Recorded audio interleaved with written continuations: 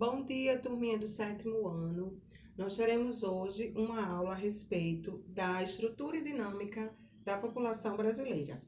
Antes de a gente entrar nesse tema, eu gostaria só de lembrar para vocês que nós já estivemos estudando aí o conteúdo referente à população brasileira, né? Nós começamos pela base, pelo início, pela formação, e nós vimos que a população brasileira, ela está formada aí a partir de três pilares iniciais, né? Três etnias que deram origem à formação da nossa população, que foram os nativos, que já estavam aqui no território onde hoje forma o Brasil, quando os portugueses chegaram, o europeu, principalmente o português, né, que chegaram aqui na época de 1500, né, que nós chamamos aí de descobertas, e os africanos, que foram trazidos para trabalhar como escravos para o Brasil. Então, essas três etnias aí vão ser a base, vão ser o pilar da nossa população. Mas a nossa população,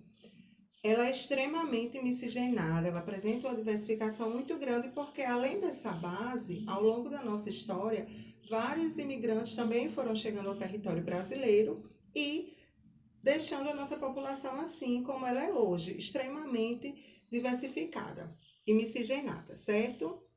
Outro ponto também interessante da gente ressaltar aqui é que o processo de ocupação do território brasileiro, ele está completamente ligado às atividades econômicas que foram sendo estabelecidas aqui no nosso território, né? Então, quando os portugueses chegaram, eles no primeiro momento tiveram aí a questão da exploração do pau-brasil, depois trouxeram a cana-de-açúcar e assim nós tivemos uma sucessão de atividades econômicas e foi com base nessas atividades econômicas que a nossa população foi se fixando ao longo do nosso território.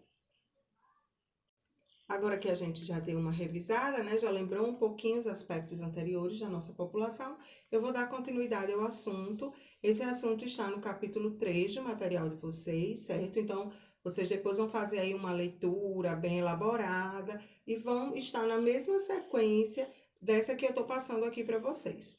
E eu trago para vocês aqui a questão dos censos demográficos no Brasil. Primeiro, vamos entender o que é censo demográfico ou recenseamento. O censo é uma pesquisa realizada com todos os habitantes de uma determinada área, né? Como a gente está falando aqui do Brasil, com a população do Brasil, para obter informações sobre essa população.